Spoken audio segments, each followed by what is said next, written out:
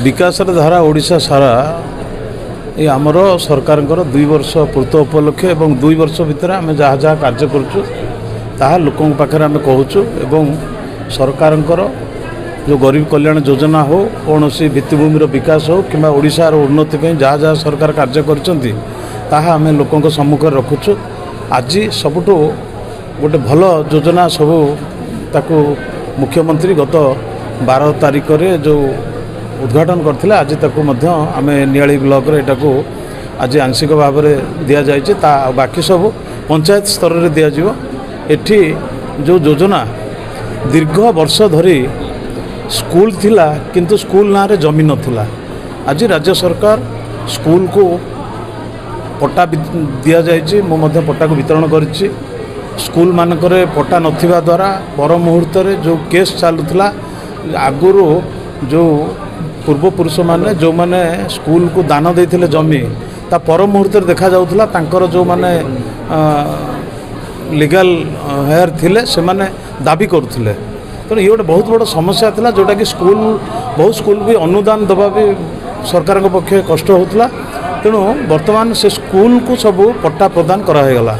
द्वितीय दीर्घ वर्ष धरी जमीदार माने जो साधारण लोकों को जमी बंटन करथिले किंतु तांकर रेकर्ड रे थिला जमीदार मानकर ना थिला किंतु आज आम सरकार आज समस्त जमी जो जमी रे जो माने दखल करथिले चाष करुथिले एवं जमीदार जो मानक देइथिले अनुदान देइथिले से जमी के आज सरकार से लोक मानक ना रे आज पट्टा बंटन करछन्ते एवं आज अंत्योदय योजना रे मध्य गृह योजना रे घर बंटन होईछि। आ भल आहुरी योजना गोटे जोटा कि केंद्र सरकार 5 किलो चाउल मुंड पिछा दौथिले। आज आमर राज्य सरकार नूतन भावे आउ 5 किलो चाउल प्रत्येक हिताधिकारी की देबे। तेणु यह द्वारा जड़े हिताधिकारी 10 किलो चाउल पाइब आज। तेणु ये सबू जो योजना अच्छी जमती कि आमे बार्धक्य भत्ता भिन्नक्षम भत्ता एवं अंत्योदय गृह योजना ये समस्त जेते जेते गरीब कल्याण योजना अच्छी आज आमे देइचु। एवं मो नियाली अंचल रे जहाँ भी विकास करा जाइछि एवं जो भली भाव में कार्य चलछि ता आगामी दिन में आहुरी त्वरान्वित करा जिवो। जेमती कि एबे नियाली को 4 थकिया रास्ता एबे टेंडर हो जाइछि आमर फुलनखरा छकरू टोला पर्यंत हो जाइछि। आउ प्राची नदी जो कथा मु कही आसुछि सब प्राची नदी मध्य सरकार ताकू ए अल्प दिन भितर ताकू पूर्णांग करिवे एवं तापे मध्य बजेट रे पैसा रहिबो। प्राथमिक स्तर रे कार्य त्वरान्वित होइछि। प्राची नदी उन्नति हम जमती कि अष्टशंभु प्राची नदी कूल थिबा अष्टशंभु आमर सोबेनेश्वर प्रभु सोबेनेश्वर भी मंदिर उन्नतिकरण ये समस्त जिनस आज 2 वर्ष भितर आगे चली खूब शीघ्र देखिए।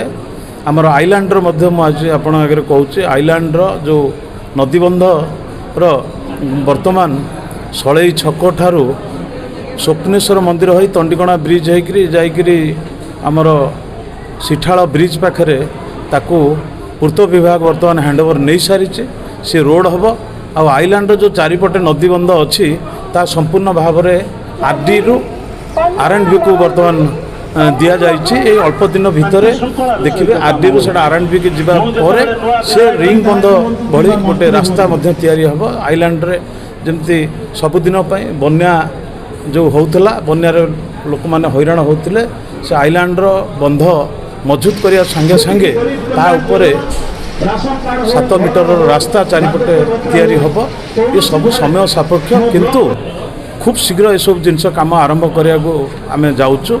आज जहाँ हो बहुत संपूर्ण भल भाव में ब्लॉक प्रशासन एवं तहसीलदार ब्लॉक अन्य अधिकारी माने समस्त मिलित भाव में आज मंचरे थिले आ समस्ते सुरुखुर हिताधिकारी बंटन होती। काली ठारू प्रत्येक पंचायत रे डीलर पॉइंट रे सब राशन कार्ड जो मैंने पाई ना पाइबे एवं चाउल बंटन काली ठारू आरंभ हो।